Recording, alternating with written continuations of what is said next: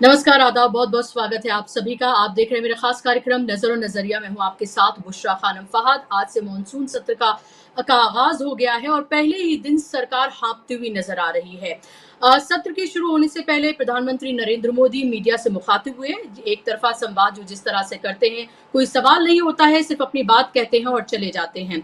अब जिस तरह की बातें नरेंद्र मोदी ने कही हैं मीडिया से जब वो मुखातिब हुए थे, उसके बारे में मैं आपको बताऊंगी और क्यों कांग्रेस ये कह रही है कि प्रधानमंत्री का रुदान शुरू हो गया है। आखिर वो क्यों रो रहे हैं, क्यों वो घबराए हुए हैं, ये सब क्यों कांग्रेस कह रही है और क्यों सोशल मीडिया पर प्रधानमंत्री की कुछ सेकंड की बाइट ट्रेंड कर रही है, उसके बारे में तो मैं आपको बताऊंगी ही। लेकिन उससे इतर आज एक नहीं बल्कि तीन तीन सरकारों को सुप्रीम कोर्ट ने झटका दिया है, जिसमें उत्तर प्रदेश, उत्तराखंड और मध्य प्रदेश की सरकार शामिल है। आपको ये पता है कि किस तरह से ये फरमान जारी किया गया था इन सरकारों की तरफ से, जिसकी शुरुआत यूपी से हुई थी, यूपी के मुजफ्फरनगर से हुई थी कि जो पूरा का पूरा कांवड़ रूट है, उस पर तमाम जो दुकानदार हैं, खासतौर पर मुसलमान जो हैं, उनको अपनी दुकानों के आगे, रेहड़ी खोमचों के आगे अपनी नेम प्लेट लगानी होगी, जिसमें उन्हें अपना नाम लिखना होगा। उनके यहाँ जो हेल्पर्स हैं, जो काम करते हैं, उनका भी नाम उनको लिखना होगा। यानी कि साफ तौर पर ये बताना होगा आप हिंदू हैं या मुसलमान हैं, उस दुकान के आगे आप वो नेम प्लेट लगाएं। इसको लेकर महुआ मोइत्रा और कई सोशल एक्टिविस्ट उन्होंने सुप्रीम कोर्ट का रुख किया था। अभिषेक मनु सिंह भी उनकी तरफ से इस पर उन्होंने जुरे बहस की, वकील के तौर पर वहां पर वो पेश हुए और साफ तौर पर सुप्रीम कोर्ट ने अब इस पर अंतरिम रोक लगा दी है। ये कह दिया गया है सुप्रीम कोर्ट की तरफ से कि नॉनवेज है या वेज है, आपको सिर्फ ये बताना है, नाम लिखने की कोई जरूरत नहीं है। जो सांप्रदायिक कार्ड, जो सांप्रदायिक ध्रुवीकरण समाज में करने की कोशिश इस फरमान के जरिए की जा रही थी, उस पर तगड़ा झटका सुप्रीम कोर्ट का लगा है और सुप्रीम कोर्ट ने ये साफ तौर पर इस पर अंतरिम रोक लगा दी है, क्योंकि लगातार ये कहा जा रहा था कि इलीगल है, ये अनकॉन्स्टिट्यूशनल है, जो हमारे देश की जो रूह है ये उसके खिलाफ है। आप किसी से ये नहीं कह सकते हैं कि आप अपनी दुकान के आगे अपना नाम लगाएं और ये बताएं कि आप किस धर्म, किस जाति से आपका ताल्लुक है। अब इसको लेकर तमाम तरह की प्रतिक्रियाएं आ रही हैं। अब तमाम विपक्ष के नेता हैं, उन्होंने इसको लेकर अपनी बातें रखी। आपको पता है कि इस पूरे मामले पर न सिर्फ विपक्ष बल्कि अपनी सहयोगी दलों से भी पूरी तरीके से भारतीय जनता पार्टी घिरती हुई नजर आ रही थी। सबने ये कहा था कि ये पूरा फैसला, ये जो हमारा सामाजिक सौहार्द है, उसको बिगाड़ने वाला है, इस फैसले को वापस लिया जाना चाहिए। ये बात आरएलडी की तरफ से भी कही गई, ये बात जेडीयू की तरफ से भी कही गई और यही बात जो है और जो घटक दल है, उन तमाम दलों की तरफ से कही गई जो सरकार में शामिल हैं। इसको लेकर अखिलेश यादव ने क्या कहा है ये मैं आपको सुनवाऊंगी, लेकिन उससे पहले आप सुनिए कि प्रधानमंत्री ने क्या कुछ कहा, जिसको लेकर कांग्रेस ने ये कहा है कि वो रुदान कर रहे हैं। अरे ये तो सदन शुरू होने से पहले ही रो पड़े। सुनिए आप जरा। 2.5 घंटे तक देश के प्रधानमंत्री का गला घोंटने का, उनकी आवाज को रोकने का, उनकी आवाज को दबाने का लोकतांत्रिक परंपराओं में कोई स्थान नहीं हो सकता है और इसका कोई पश्चाताप तक नहीं है, दिल में दर्द तक नहीं है।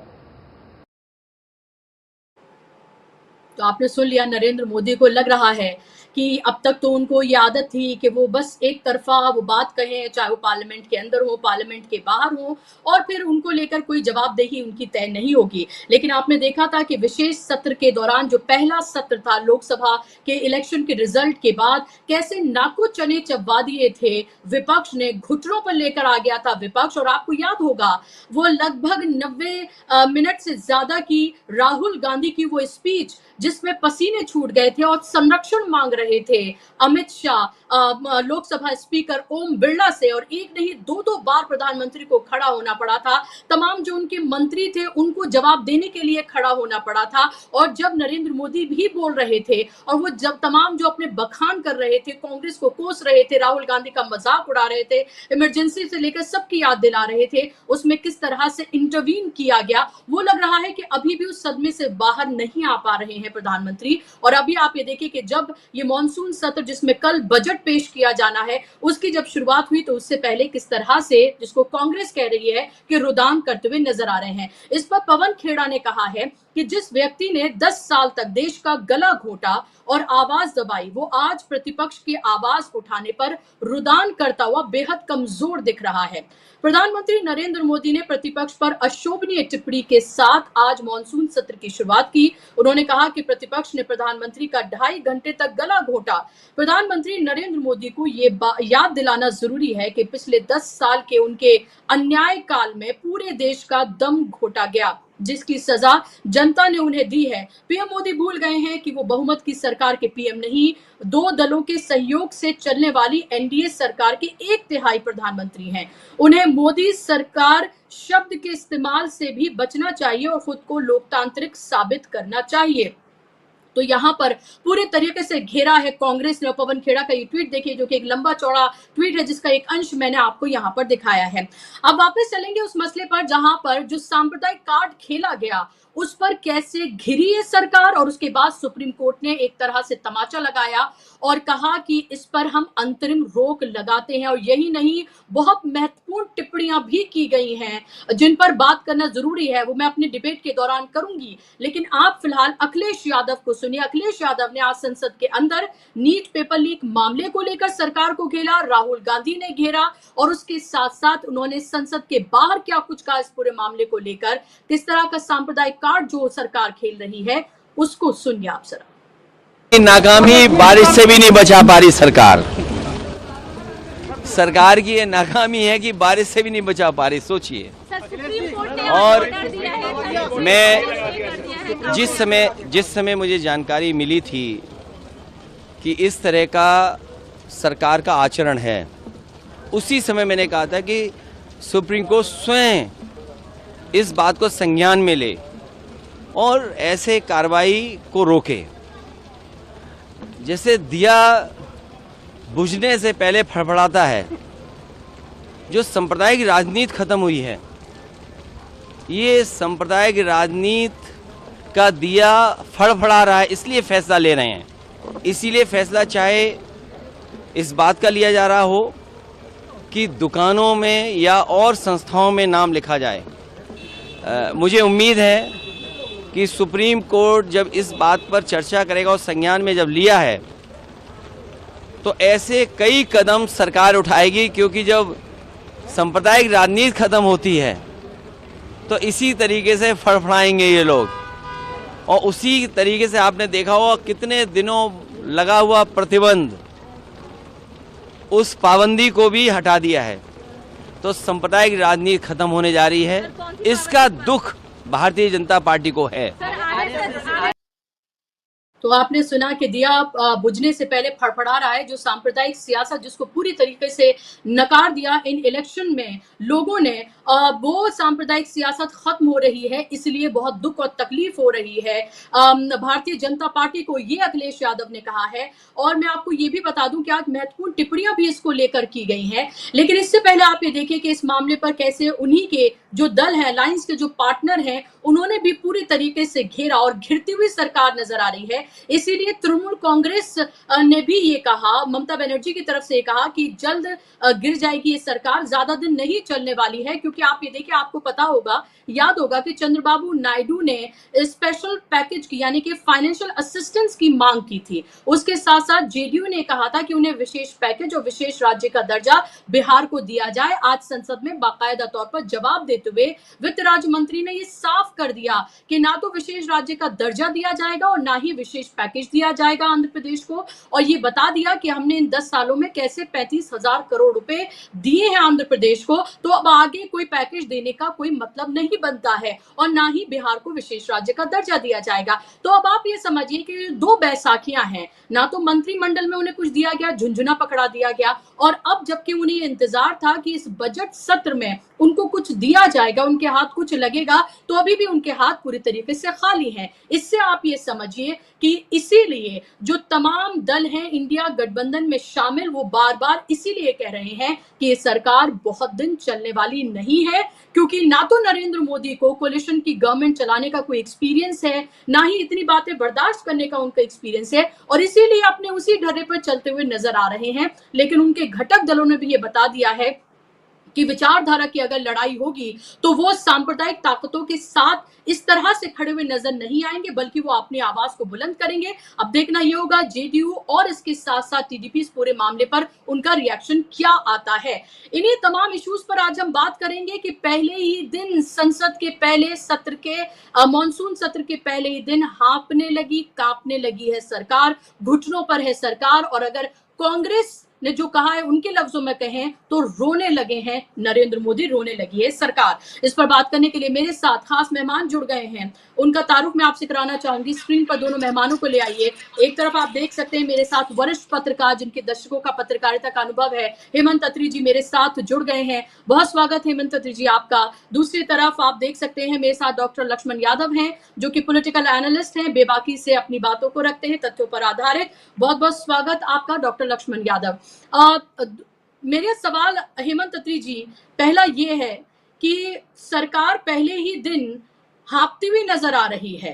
आपने देखा होगा कि पहले नीट मामले पर झूठ बोला गया पेपर लीक को लेकर, उसके बाद सत्र शुरू होने से पहले प्रधानमंत्री ने जिस तरह की भाषा का इस्तेमाल किया कि आप एक तरफ कह रहे हैं कि नहीं आप सवाल उठाइए लेकिन नकारात्मक नहीं, यानी कि आप अपने अल्फाज जो हैं वो विपक्ष के नेताओं के मुंह में आप एक तरह से डालेंगे कि इस तरह से विरोध करिए, ऐसे विरोध मत करिए कि मुझे परेशानी होने लगे, ऐसे विरोध करिए कि मुझे परेशानी ना हो, मैं जो कहना चाहता हूं वो आराम से कहता, चलो फिर शोर मचाते रहिए आप। दरअसल उनके कहने का मतलब ये था। लेकिन हर मामले पर आप ये देखिए कि सरकार पूरी तरीके से ना सिर्फ इंडिया गठबंधन बल्कि अपने जो घटक दल है उनसे घिरती हुई नजर आ रही है। और आज जो सुप्रीम कोर्ट ने अंतरिम रोक लगाई है वो साफ तौर पर यह बताता है कि एक तरफ लोकसभा के चुनाव में जनता ने ये बता दिया कि अब सांप्रदायिक कार्ड नहीं चलेगा, ये बताइए हमारी रोजी रोटी कहाँ है रोजगार, इस पर बात करिए। और अब सुप्रीम कोर्ट ने भी इस पर अंतरिम रोक लगा दी है, यानी कि चारों तरफ से घिरती हुई सरकार नजर आ रही है। और वही जो मजबूर और जिस तरह की विनती कर रहे थे वो करते हुए नजर आ रहे थे प्रधानमंत्री, और अमित शाह पिछली बार संरक्षण मांग रहे थे, वो सब कुछ दिख रहा है। कैसे देख रहे हैं आप इसको? बुशरा जी, ये पोस्चरिंग के अलावा कुछ नहीं है। प्रधानमंत्री जी इस सब के माहिर हैं। उनके शब्द देखिए आप क्या है। संसद का नया सत्र शुरू हो रहा है, वो देश को शुभकामनाएं दे रहे हैं सावन के पहले सोमवार की और तमाम चीजें। और वो कह क्या रहे हैं? वो कह रहे हैं कि देश के प्रधानमंत्री का 2.5 घंटे तक गला घोटा गया। गला घोटना कितनी देर की प्रक्रिया होती है? क्यों घोटेगा कोई प्रक्रिया? विपक्ष के पास एक अधिकार है कि आप उनकी बात सुने, वो आपकी बात सुने।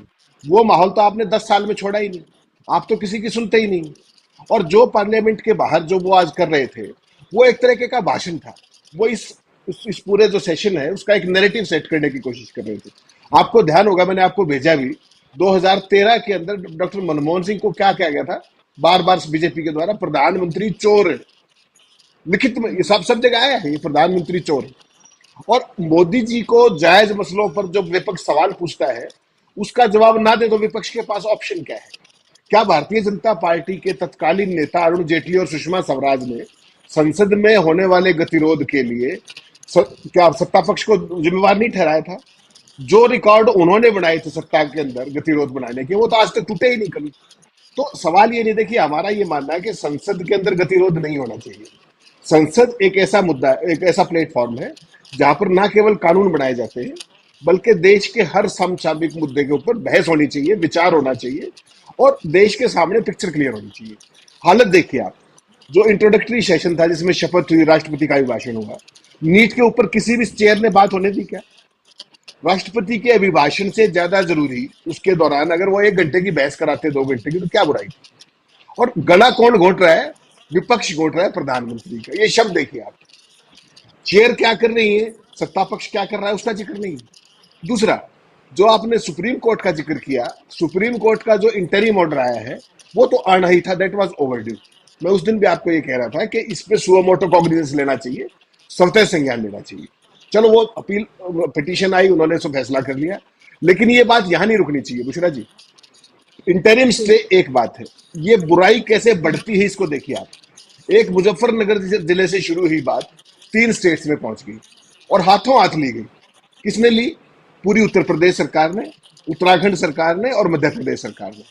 तो मेरा व्यक्तिगत तौर पे ये मानना है कि सुप्रीम कोर्ट को इंटरिम स्टे तो एक बात है, इसमें जिन्होंने ये काम किया है उनके खिलाफ दंडात्मक कार्रवाई होनी चाहिए, चाहे वो अधिकारी है, चाहे कोई पॉलिटिशियन है, जो भी इसके अंदर इन्वॉल्व है, जिन्होंने देश की एकता और अखंडता को तोड़ने का काम, ये जो अपराध किया है, ये संविधान के प्रति अपराध था, ये देश के प्रति अपराध था, देश के मूल भावना जो है उसके खिलाफ अपराध था।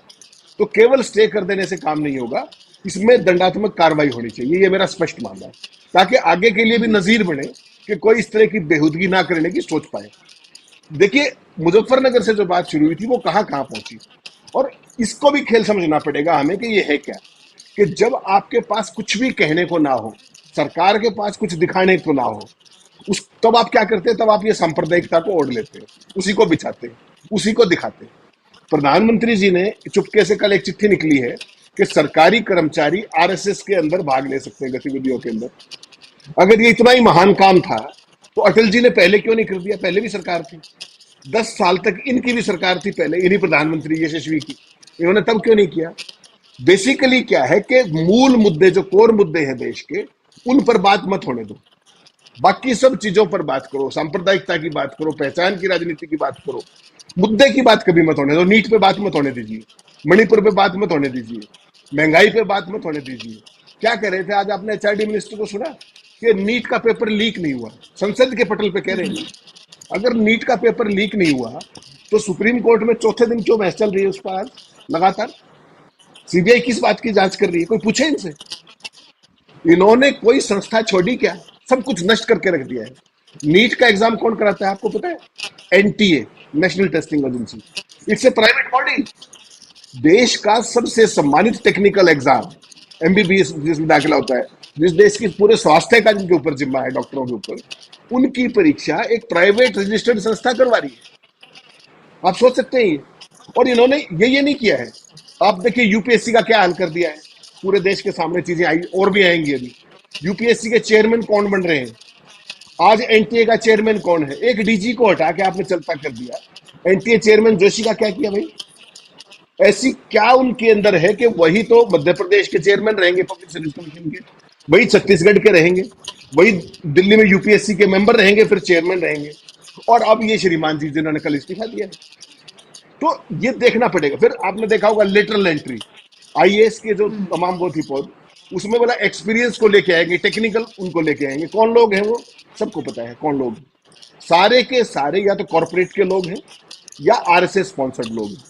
पूरे एजुकेशन सिस्टम को देख लीजिए, हर जगह जुडिशरी को देख लीजिए जो ये कर रहे हैं। तो ये जो देश का पूरा सिस्टम है उसको हाईजैक करने की एक कोशिश है, और इसीलिए ये मुद्दों पर बात कभी नहीं आने देते। सदन के पटल पर झूठ बोलना आपको पता है कंटेम्पचुअस होता है, सदन की अवमानना होती है, और उसके खिलाफ आपके खिलाफ विशेषाधिकार प्रस्ताव आ सकता है, कार्रवाई हो सकती है। और कितनी झूठ गिनवाऊं मैं आपको? इस सरकार ने रोज झूठ बोलती है सदन के पटल पर। आपको फारूक अब्दुल्ला का याद होगा जब जम्मू में 370 हटाया जम्मू कश्मीर में, गृह मंत्री ने क्या कहा कि उनको कोई नजरबंद नहीं किया गया है, और वहां फारूक अब्दुल्ला चीख चीख के क्या कह रहे थे कैमरों पे कि मेरे घर पे ताला लगा हुआ है, मैं नजरबंद। एक जी आज जो एचआरडी मिनिस्टर क्या कह रहे थे कि नीट का पेपर ही लीक नहीं हुआ, और ऐसी तमाम चीजें रोज करते हैं सदन के पटल पर। ना चेयर को चिंता है ना कुछ और सत्ता पक्ष किसी भी तरह की एब्यूसिव लैंग्वेज यूज करे सदन के अंदर। आपको ध्यान होगा बसपा के सांसद के साथ क्या किया गया था, स्पीकर ने उसको नोटिस भी नहीं दिया, और प्रधानमंत्री जी क्या कह रहे हैं कि प्रधानमंत्री का गला दबाया गया। सोच के देखिए आप। तो ये एक विक्टिम कार्ड खेलने की जो मोदी जी की आदत है ना, वो बाज नहीं आ सकते। देखिए प्रधानमंत्री जो होता है ना, वो इस देश का सीईओ होता है, उसको मुद्दों पे बात करनी चाहिए, मेरिट पे बात करनी चाहिए, सच्चाई की बात करनी चाहिए। कभी डॉक्टर मनमोहन सिंह को आपने इस तरह की लफाजी या विक्टिम कार्ड खेलते हुए नहीं देखा हो? मैं गरीब हूं, मैं ओबीसी हूं, कुछ नहीं किया उन्होंने, अपने काम से काम। और ऐसे तमाम प्रधानमंत्री हुए, लेकिन चूंकि आपके पास दिखाने को कुछ नहीं है तो आपके पास यही है। आपने 21 मिनट बात की पत्रकारों से, कोई सवाल लिया क्या? कभी लेते हैं सवाल? नीचे एक पर्ची ले रखी थी, उसको पढ़ पढ़ के बोल रहे थे, आपने देखा होगा अगर विजुअल्स देखते हैं। तो संसद का नया बजट सत्र शुरू हो रहा है, आप उसमें डायरेक्शन दीजिए ना, उसमें विक्टिम कार्ड क्यों खेल रहे? गला दबा दिया, ये कर दिया। गला तो सारा देश देख रहा है, 10 साल से किसने दबा रखा है, पूरे लोकतंत्र को किसने वो कर रखा है।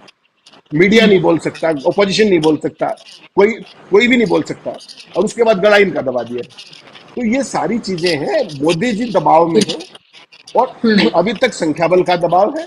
अब उत्तर प्रदेश के 10 उपचुनाव आ जाएंगे, उसके बाद जम्मू कश्मीर, हरियाणा, उत्तराखंड, हरियाणा, महाराष्ट्र, झारखंड के चुनाव आएंगे। तो उस सारे को लेकर के वो दबाव है।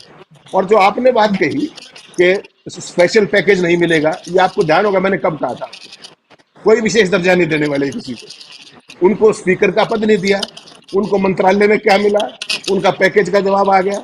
और फिर भी देखिए वो इनके साथ ही लगे रहेंगे, क्योंकि वो सत्ता लोलुप लोग हैं, वो प्रदेश के हित के लिए नहीं आए, उनकी कोई विचारधारा नहीं, चाहे वो जेडीयू हो चाहे टीडीपी हो। ये आप ध्यान रखिएगा, उनको भी आज जवाब मिल गया। जी बिल्कुल। और आखिर इतने डॉक्टर लक्ष्मण यादव आखिर इतने घबराए हुए क्यों हैं प्रधानमंत्री?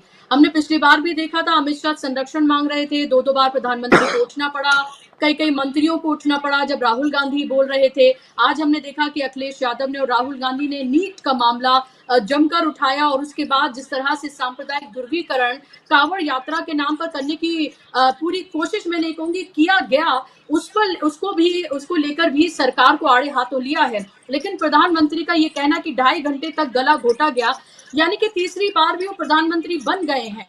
और उन्होंने ये कहा कि 140 करोड़ लोगों ने उन्हें चुना। तो पहली बात तो यही उन्होंने झूठ बोला कि 140 करोड़ लोगों ने उन्हें नहीं चुना है, वो 140 करोड़ लोगों के अब प्रधानमंत्री हैं। लेकिन बीजेपी को 240 सीटें आई हैं, शायद ये कहने में उनकी जबान लड़खड़ाती है, इसलिए वो सही से कह नहीं पाते हैं।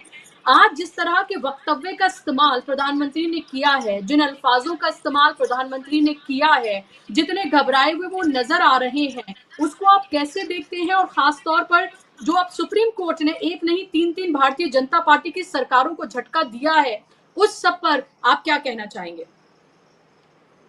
मुझे लगता है कि आज का दिन बड़ा अहम है बीजेपी के लिए।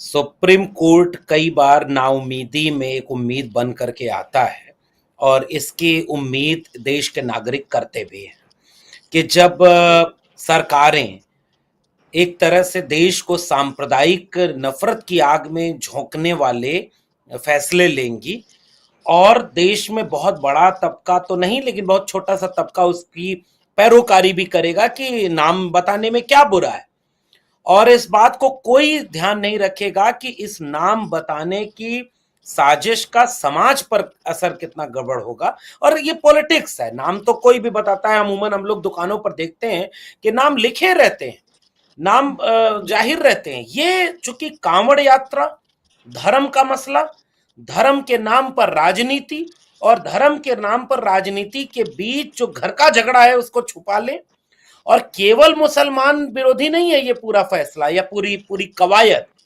उसमें दलितों विरोधी भी है। क्योंकि शुचिता, जो मुख्यमंत्री योगी आदित्यनाथ जिस शुचिता की बात करते हैं, धर्म के रास्ते पर अगर किसी असलम के यहां से कोई चाय नहीं पिएगा क्योंकि शुचिता भंग न हो जाए, तो किसी वाल्मीकि, जाटव या धोबी की दुकान से समोसा खाएगा क्या?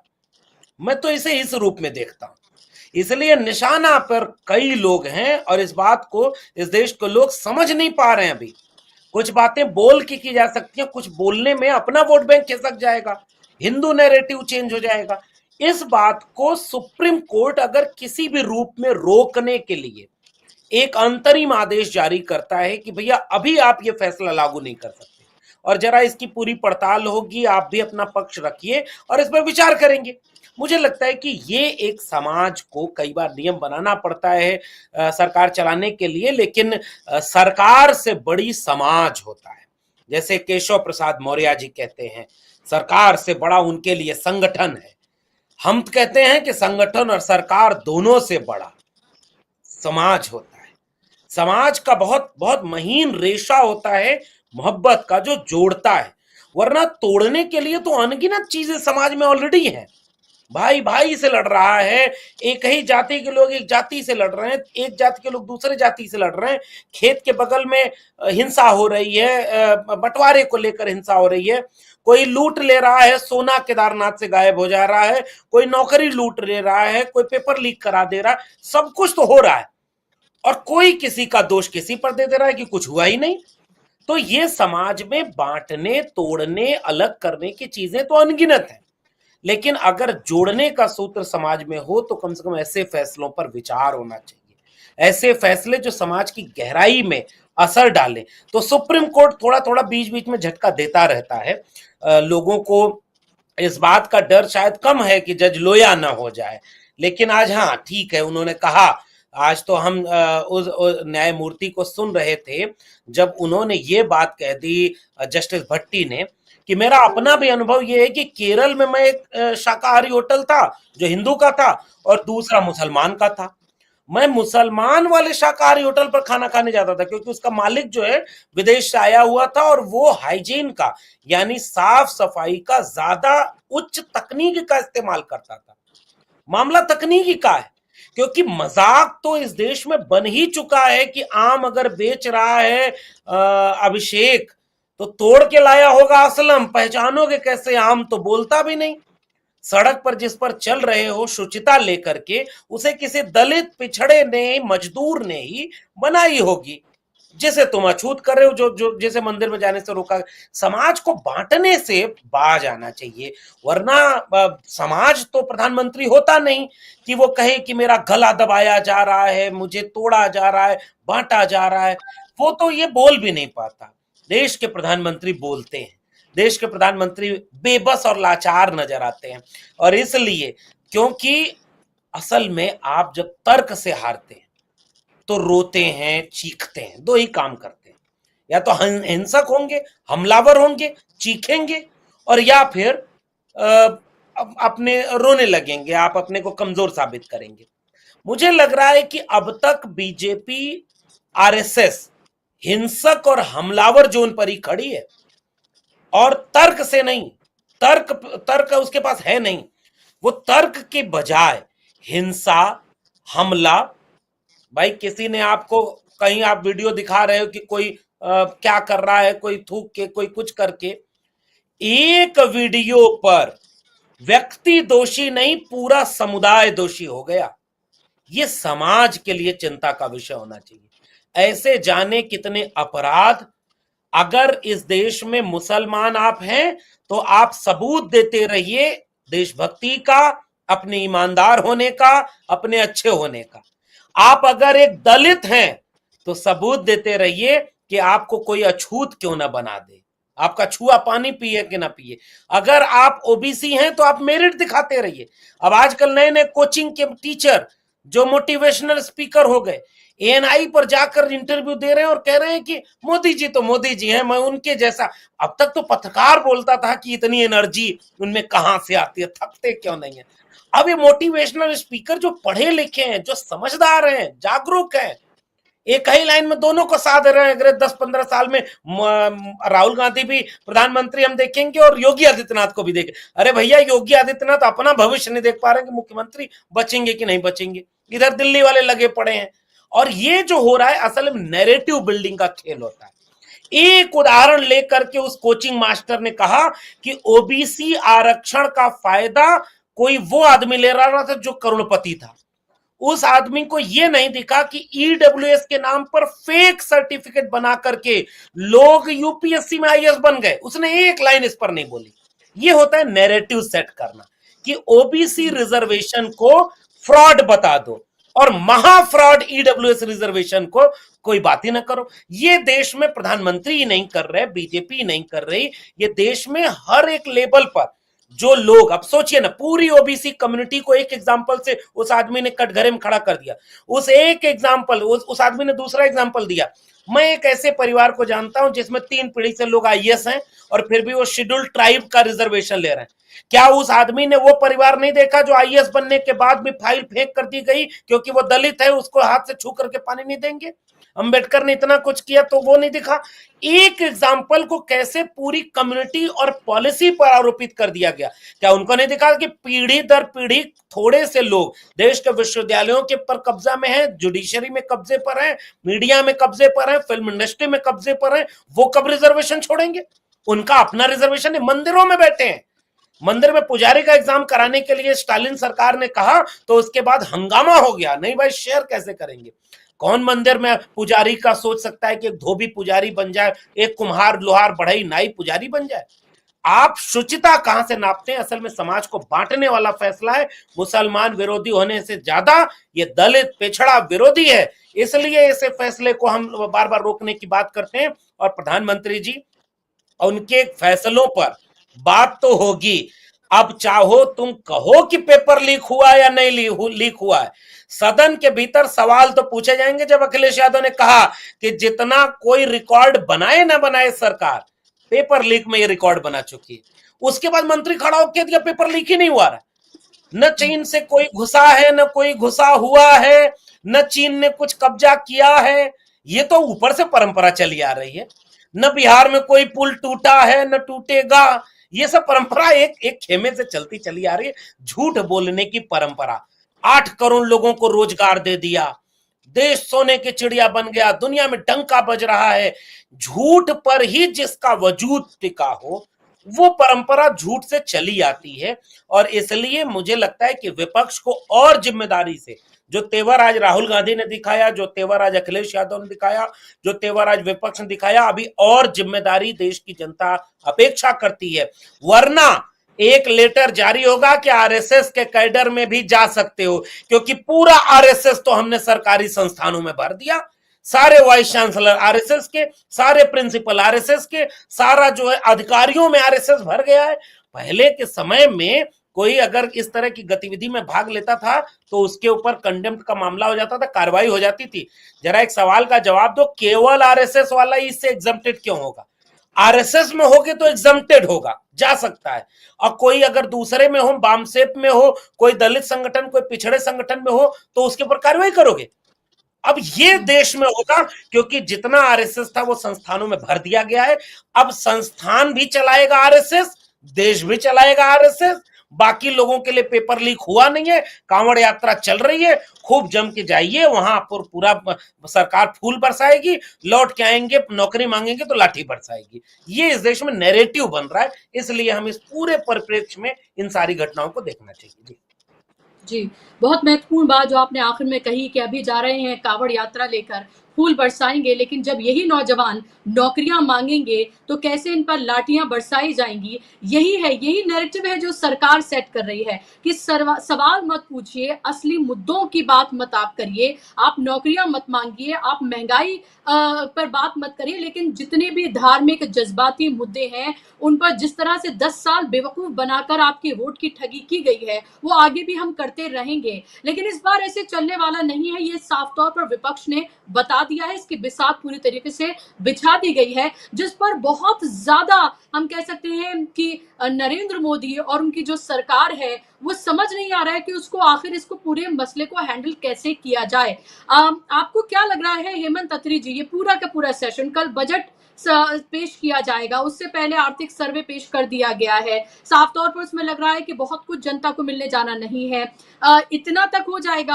हालांकि बहुत कोशिशें की गई हैं, बहुत आर्टिकल छपवाए गए, ये बताया गया कि जो मिडिल क्लास है उसको किसी तरह से रिलीफ देने की कोशिश की जाएगी, लेकिन उस मिडिल क्लास के हाथ तो पूरी तरीके से खाली है, वो मिडिल क्लास जो सबसे बड़ा वोट बैंक है भारतीय जनता पार्टी का। लेकिन इस बार उस मिडिल क्लास ने भी इनको एक तरह से ये कह दिया कि भाई धर्म तो ठीक है, वो हमारी आस्था का विषय है, लेकिन पहले हमारी थाली में रोटी तो लेकर आओ, हमें रोजगार तो दो, उसके बाद हम बात करेंगे, चलिए फिर धर्म की बात भी हो जाएगी।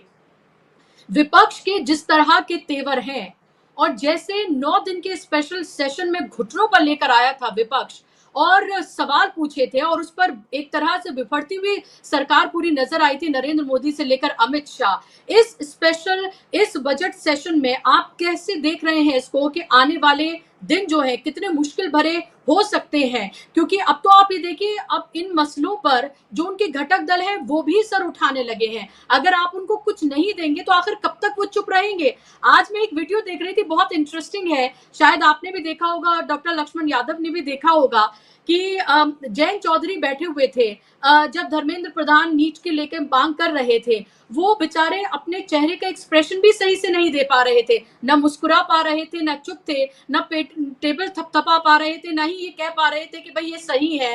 तो इसी तरह की दुविधा में फंसा हुआ है पूरे घटक दल के वो नेता जो इनके साथ शामिल हैं, न निगलते बन रहा है, न उगलते बन रहा है।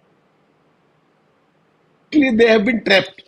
आप चाहे नीतीश कुमार की बात कर लीजिए, चाहे इनकी बात कर लीजिए, चाहे आप आंध्रा की बात कर लीजिए, वो सारे के सारे एक खास तरह की ट्रैप में आ गए और अब उनके पास निकलने का भी रास्ता बहुत आसान नहीं है, क्योंकि देखिए ये लोग सत्ता में है और इनके पास वो साम दाम दंड भेद सब कुछ है जिसके ये माहिर हैं। ऑपरेशन लोटस, उसके लिए तमाम संसाधन, तमाम एजेंसी, ये तो आप निश्चित मान के चलिए।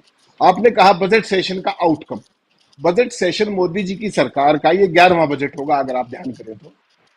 उनके एक ये जो 82 करोड़ लोगों को मुफ्त अनाज देने के अलावा मिडिल क्लास के लिए उन्होंने कोई एक फैसला कर दिया हो आज तक, एक कोई राहत दी हो, मुझे वो बता दीजिए आप, एक भी।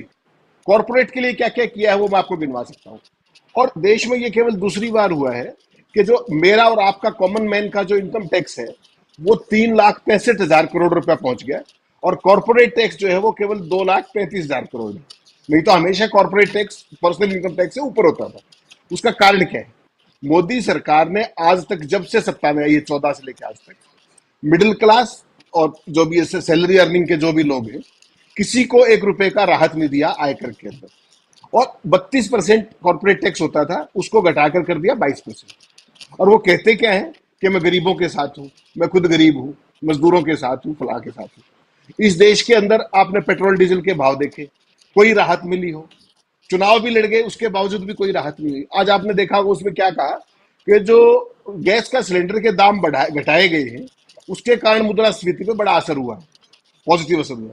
तो गैस के दाम बढ़ाए किसने थे? मुद्रास्फीति होने किसने दी थी? कोई सवाल पूछेगा इनसे? पूछेगा तो कोई जवाब नहीं देंगे। उसके बाद या तो चेयर रोक देगी या सत्ता पक्ष इनको डिस्टर्ब कर देगा। ब्रॉडली एक चीज समझनी पड़ेगी। और एक चीज जो आज मैंने कई जगह देखा, वो बैकडोर से उन्हीं कृषि कानूनों को भी वापस लाने की कोई कंटेम्पलेट ये लोग कर रहे हैं। 50,000 करोड़ रुपए की प्रोग्रेसिव उसके नाम पर, एग्रीकल्चर के नाम पर, वो खेल भी करने की ये लोग कोशिश करेंगे डिस्पाइट बीइंग इन माइनॉरिटी, क्योंकि इनके ऊपर कॉर्पोरेट्स का दबाव है। कॉर्पोरेट्स ने बहुत हैवी फंडिंग की है इनकी, तो ये दिखाना चाहते हैं कि हम आम आदमी के साथ हैं। आम आदमी से इनका वास्ता नहीं है, ये है कॉर्पोरेट के साथ। कॉर्पोरेट प्रायोजित व्यक्ति है, प्रायोजित सारा सिस्टम है इनका। और ये इकोसिस्टम कभी भी गरीब की बात नहीं कर सकता, केवल भाषणबाजी होगी, लफाजी होगी। इस बजट में भी आप देख लीजिएगा, जो ये इस देश में मुफ्त अनाज कौन मांग रहा था? आप उनको प्रोडक्टिव काम दीजिए ना, जो लोएस्ट ऑफ लोएस्ट है उनको आप दीजिए। उसके अलावा तो देश काम मांग रहा है। यहाँ तो देश में हरामखोरी की प्रवृत्ति है ही नहीं। कौन बना रहा है ये सब? मनरेगा का आपने बजट घटा दिया, जबकि सबसे जो पाथ ब्रेकिंग योजना थी वो ये थी, इंफ्रास्ट्रक्चर डेवलप हो रहा था, सारी चीजें हो रही थी। तो इनका जो इकोसिस्टम है उसमें केवल और केवल लफाजी के अलावा, और चूंकि समझ नहीं है किसी भी बात की।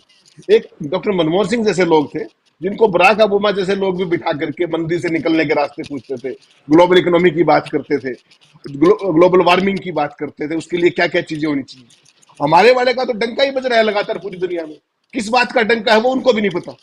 मीडिया में डंका बज रहा है और उनके चमचों में डंका बज रहा है। अभी रशिया गए थे, वहां की अंदर की कोई बात निकल करके आई क्या आपके सामने? केवल डंका बज रहा है। वहां पे पुतिन ने अपने घर पे बुलाए, ये कभी आपने रिपोर्टिंग देखी थी क्या?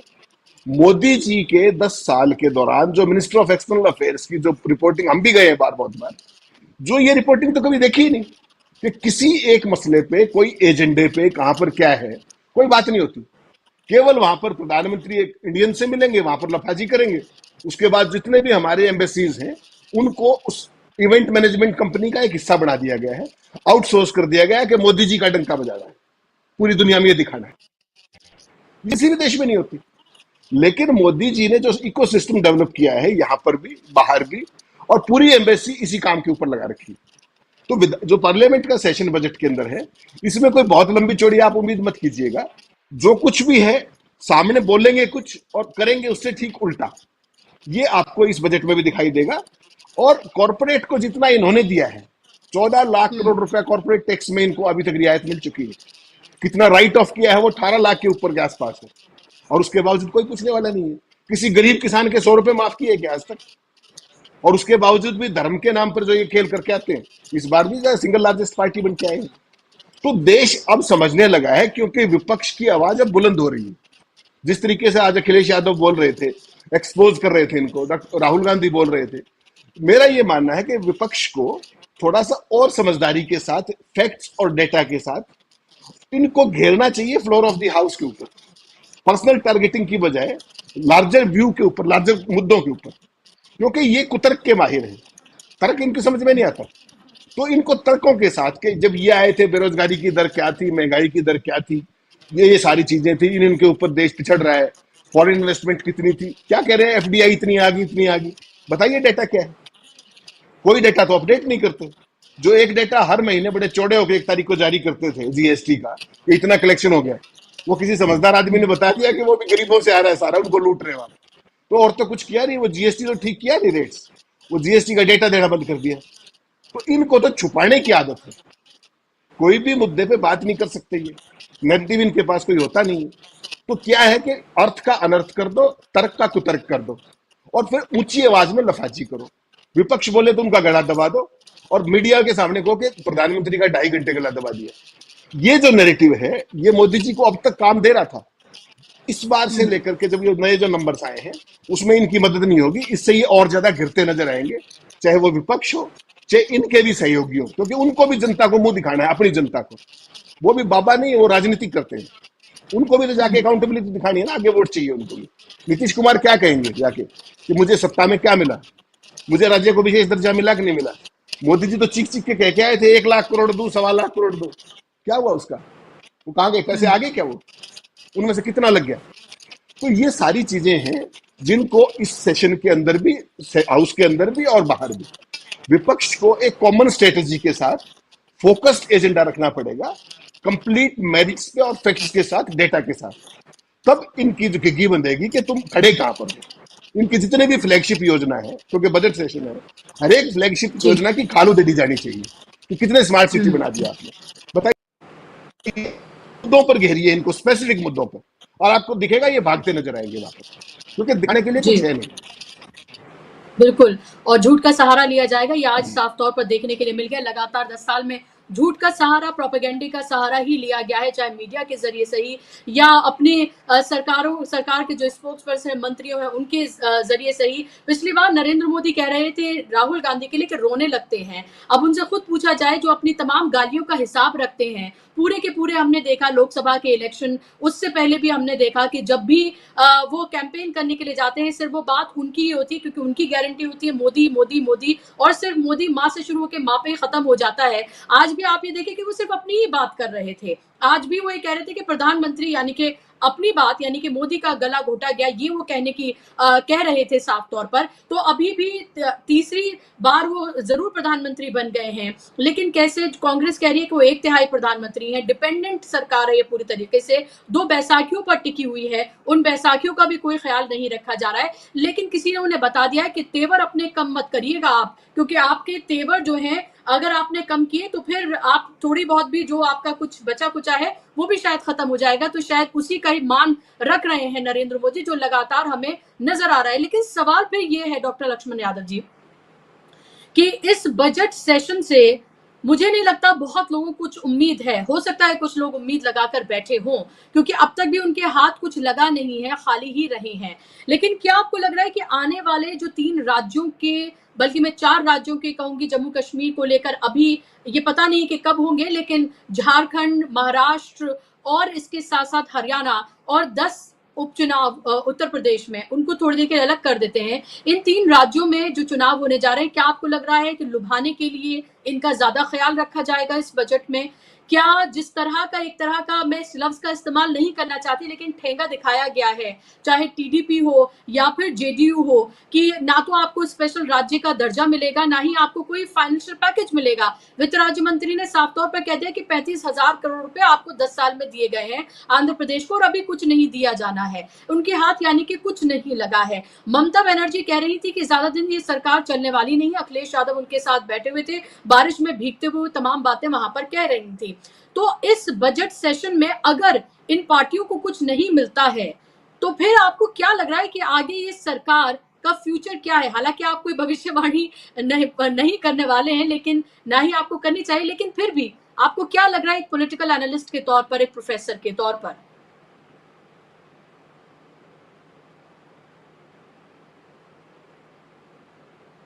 आपको आवाज आ रही डॉक्टर लक्ष्मण यादव? लग रहा है उनका फ्रेम फ्रीज हो गया है, उन तक मेरी आवाज नहीं पहुंच रही है। हेमंत जी, आप इसका जवाब देना चाहेंगे? नहीं, इसमें तो बुशरा जी मैं आपको पहले भी कह रहा था कि जो भी चीजें ये हुई हैं, कुछ भी अप्रत्याशित नहीं हुआ इसमें से। इन सारी चीजों का हमें पहले से अंदाजा था। आपको ध्यान होगा जब ये टीडीपी और जेडीयू उनके साथ आए थे, आपने तब भी स्पेसिफिकली सवाल पूछा था। कैबिनेट जब बन रही थी तब भी आपने सवाल पूछा था। स्पीकर का चुनाव हो रहा था, आपने तब भी सवाल पूछा था। और मैंने हर बार आपको ये कहा कि इनको कुछ नहीं मिलने वाला है। उसका सिंपल कारण क्या है कि मोदी भी इनकी मजबूरी समझते हैं। मोदी भी को भी इनका ये पता है कि ये they are rank opportunist people, चाहे वो नीतीश कुमार हो, चाहे वो चंद्रबाबू नायडू हो। उनको सत्ता का आनंद चाहिए और वो व्यक्तिगत तौर पे चाहिए। आप देखिए जो केंद्र में कैबिनेट बनी, दोनों पार्टियों को क्या इससे आया, वो क्यों नहीं आया? मैं फिर at the cost of repetition आपके दर्शकों के लिए बता दूं, वो इसलिए नहीं आया क्योंकि वो तो मुख्यमंत्री बन गए दोनों, चाहे वो नीतीश हो चाहे चंद्रबाबू नायडू। तो उनकी पार्टी में अगर कोई बड़े मंत्रालय किसी को दिया जाए तो वो एक अल्टरनेटिव पावर का सेंटर बन जाता है। और कोई भी जो व्यक्तिवादी पार्टी है, जो इंडिविजुअल पार्टी है, रीजनल पार्टी है, वो उसमें सत्ता के दो स्तंभ नहीं देखना चाहती। तो इसलिए उन्होंने पहले वो कॉम्प्रोमाइज वहां किया। नहीं तो याद होगा नीतीश कुमार खुद अटल जी के टाइम में रेल मंत्री होते थे, कितना बड़ा मंत्रालय था। बिहार के लिए तमाम चीजें वो हुई। उससे पहले लालू यादव मंत्री होते थे मनमोहन सिंह के टाइम में। तो वो सारी चीजें चूक अब इन्होंने क्या है, इन्होंने एक तरीके से, चाहे वो नीतीश हो चाहे वो चंद्रबाबू नायडू हो, उन्होंने एक तरीके से सरेंडर किया है कि साहब हम आपके साथ हैं, आपको जो करना है वो कीजिए। और वो आपने स्पीकर के चुनाव में भी देखा। और हालत ये है कि अब डिप्टी स्पीकर का भी पद मिलने के लाले पड़े हुए, स्पीकर तो छोड़ ही दीजिए आप। और अब जब जिस बात की एकमात्र गुंजाइश बची थी वो ये थी कि शायद इनको कोई पैकेज मिल जाएगा, विशेष राज्य का दर्जा। मैंने उस दिन भी आपको कहा था कि वो सारे प्रोविजंस अगर एक बार किसी को लाभ दिया तो it will be A Pandora's box. आप किस किस को दोगे फिर? सहयोगी तो दो तो इनके सारे टिके हुए, लेकिन सहयोगी तो और भी बहुत सारे हैं ना। और it will be a bad president. Fiscal prudence के हिसाब से भी वो एक ठीक चीज नहीं होगी। बेसिकली बिहार को क्या है कि बिहार को पैकेज से ज्यादा गवर्नेंस की जरूरत है और फाइनेंशियल मैनेजमेंट की जरूरत है, इफेक्टिव गवर्नेंस की जरूरत है। वो तो वो कर नहीं रहे।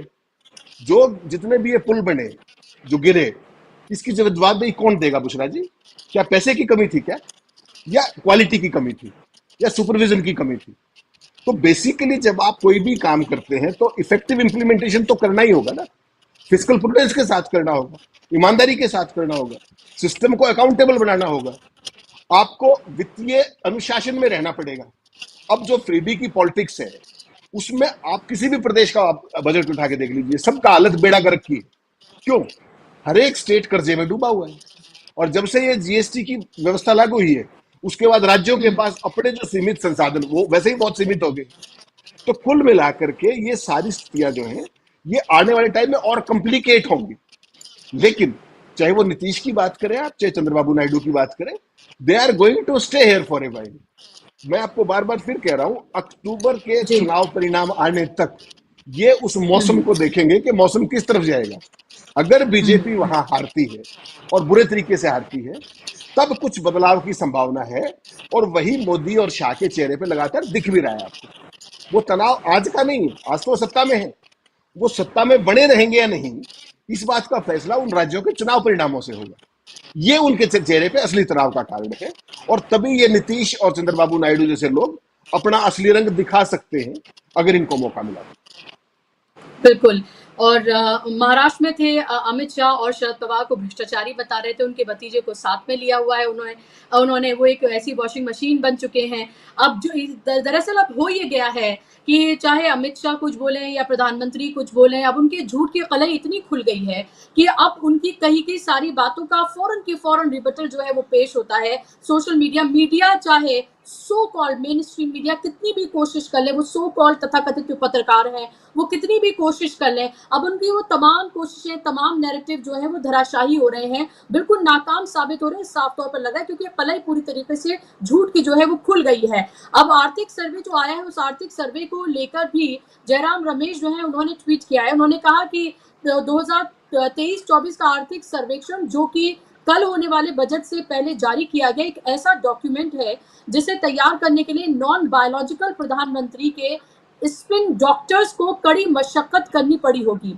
इसमें अर्थव्यवस्था की सब ठीक है वाली गुलाबी तस्वीर पेश करने की पूरी कोशिश की गई है, लेकिन दुर्भाग्य यह है कि प्रधानमंत्री और भारत के लोगों के लिए आर्थिक स्थिति इतनी निराशाजनक है कि कुछ कठोर तथ्य सामने आ ही जाते हैं। और फिर उन्होंने एक लंबी चौड़ी फहरिस्त जो है उन कठोर तथ्यों की पेश की है कि किस तरह से जो खाद्य पदार्थ है उनकी महंगाई जो है वो कैसे उसकी वजह से अनियंत्रित बनी हुई है, कोविड के बाद आर्थिक सुधार बेहद असमान रहा है और किस तरह से जॉब्स की क्या स्थिति है। ये तमाम चीजें एक लंबी चौड़ी फहरिस्त जो है उन्होंने इसको लेकर ट्वीट किया है। लेकिन इससे साफ तौर पर ये जाहिर हो गया है कि चाहे नीट का मामला हो, चाहे अभी आर्थिक सर्वेक्षण पेश किया गया हो, कल जब बजट पेश करेंगे निर्मला सीतारमण, वो अपने बिल्कुल उसी एरोगेंट चेहरे के साथ जैसे वो करती हैं, तो इस बार विपक्ष का नंबर इतना है कि वो आसानी से बच के निकलने वाले नहीं है और कल का दिन भी बहुत महत्वपूर्ण और बहुत इंटरेस्टिंग होने वाला है, ये साफ तौर पर लग रहा है। और अगर इन लोगों को जिनकी बात मैं कह रही हूँ, चाहे वो टीटीपी की बात करें या फिर जेडीयू की बात करें, साफ लग रहा है कि कुछ मिलने जाना नहीं है, ये स्थिति बिल्कुल साफ कर दी गई है। लेकिन चिराग पासवान से लेकर नीतीश कुमार सब इस मामले को, चाहे विशेष राज्य का पैकेज हो या फिर विशेष पैकेज हो या फिर जातिगत जनगणना हो, इसको लेकर उनके साथ शामिल हैं चिराग पासवान। उन्होंने भी इस मामले को उठाया क्योंकि उनको पता है कि आने वाले वक्त में अगले साल उनको बिहार में चुनाव है, वहां पर जाना है। ऐसे खाली हाथ रहे वैसे उनके पास कुछ नहीं है तो वो किस मुंह से जाएंगे और किस मुंह से वो वोट मांगेंगे। तो दुविधा में नरेंद्र मोदी सरकार जो है ही, लेकिन उनके साथ के जो घटक दल है उनसे ज्यादा दुविधा में है, उनके साथ रहकर कि वो आखिर करें तो करें क्या। और विपक्ष की फिलहाल नंबर्स उनके पास जिस तरह से हैं, कह सकते हैं वो मजबूत स्थिति में, फिलहाल उनकी बल्ले बल्ले है, लेकिन उनको भी तथ्यों पर आधारित अपनी बातों को और ज्यादा धारदार तरीके से रखना होगा, ये जरूर मैं यहाँ पर कहूंगी। हेमंत जी, आपने वक्त दिया, आप हमारे साथ जुड़े, आपने तमाम तरह की बातें यहाँ पर रखी, बहुत बहुत शुक्रिया आपका वक्त देने के लिए। और शुक्रिया आप तमाम दर्शकों का भी कार्यक्रम का हिस्सा बनने के लिए। शाम 7 बजे आप जरूर जुड़े राजीव जी के साथ न्यूज पॉइंट में रोज की तरह, और तमाम हमारी वीडियोस को आप शेयर करिए, चैनल को भी सब्सक्राइब करिए। नमस्कार।